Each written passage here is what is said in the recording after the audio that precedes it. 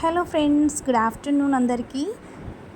నా ఈరోజైతే daily routine. So రోజులాగానే ఈరోజు కూడా నేను దీపారాధన అయితే చేసుకున్నాను. ఇంకా దీపారాధన చేసుకొని ఇంకా అన్నం తినేసాను. అన్నం తినేసి మా పాప దగ్గరికి అయితే స్కూల్కి వెళ్ళాలి. సో నేను స్కూల్కి వెళ్ళే ముందు అయితే నాకు ఒక 1 అవర్ 1.5 అవర్ అయితే టైం ఉంది. సో ఆ లోపు అయితే నేను ప్లాంట్స్ని అయితే చూశాను. ఈరోజైతే వైట్ గులాబీలు అయితే పూసాయి. ఈరోజు వైట్ గులాబీలు 4 ఫ్లవర్స్ వచ్చాయి, బట్ నేను చూడలేదు ఈరోజు. ఇంకా నా దగ్గర ఉన్న పువ్వులని నేను పూజలో పెట్టేశాను. ఈ వైట్ గులాబీ కనుక చూసుంటే నేను ఖచ్చితంగా ఈరోజు అమ్మవారికి అయితే పెట్టేదాన్ని. ఈరోజు మంగళవారం కదా, కాకపోతే మర్చిపోయాను. సో 5 ఫ్లవర్స్ అయితే ఉన్నాయి టోటల్గా. ఎందుకు 5 ఫ్లవర్స్ వచ్చాయంటే మొన్న కట్ చేశాను కదా, చిగుర్లు వచ్చి బడ్స్ వచ్చాయన్నమాట. ఇంకా దాని తర్వాత వచ్చేసి ఒక మందార చెట్టు. నిన్న నేను నర్సరీకి వెళ్ళినప్పుడు అయితే పాట్స్ తీసుకోవడానికి అయితే వెళ్ళాను కదా. సో మందార చెట్టు పాట్ అనేది విరిగిపోయింది. అంటే ఈ తొట్లు ఎలా ఉంటాయంటే ఎండకి ఎండి వానకి నాని మనం పట్టుకోగానే ఇట్లా పగిలిపోతాయి అన్నమాట. సో దాన్ని మారుదామని చెప్పేసి ఈ కొత్త తొట్టు అయితే తీసుకొచ్చాను.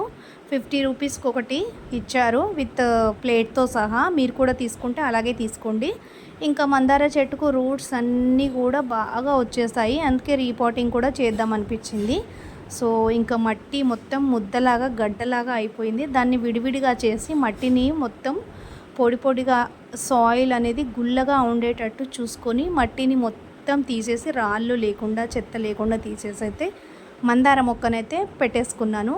ఇంకా నేను నిన్న తీసుకొచ్చిన షో ప్లాంట్ అయితే మా ఇంట్లో ఇలా కార్నర్ సైడ్లో పెట్టేశాను.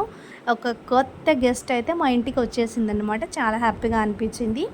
అండ్ దీంట్లో పిల్ల మొలకలు కూడా వస్తాయని చెప్పేసి ఇందులో ఉన్న ఇంకా 2 పిల్ల మొలకలు తీసి బయట అయితే పెట్టేసుకున్నాను బాల్కనీలో. ఇంకా బయట కూడా బాగుంటుంది, ఎండ కూడా ఎక్కువగా ఏమి రాదు కాబట్టి పెట్టేసుకున్నాను. ఇది ఓన్లీ నీడలోనే పెట్టాలి, బయట పెట్టొద్దని చెప్పారు. సో ఇక్కడైతే ఎండ ఎక్కువ రాదని చెప్పేసి పెట్టేశాను. ఇంకా గులాబీ, చిట్టి గులాబీ, రెడ్ గులాబీ కూడా పూసింది.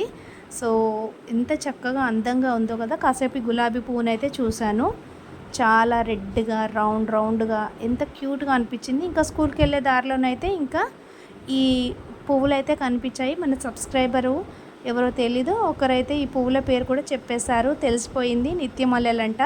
And thank you for comment అండి. Thanks for watching. ప్లీజ్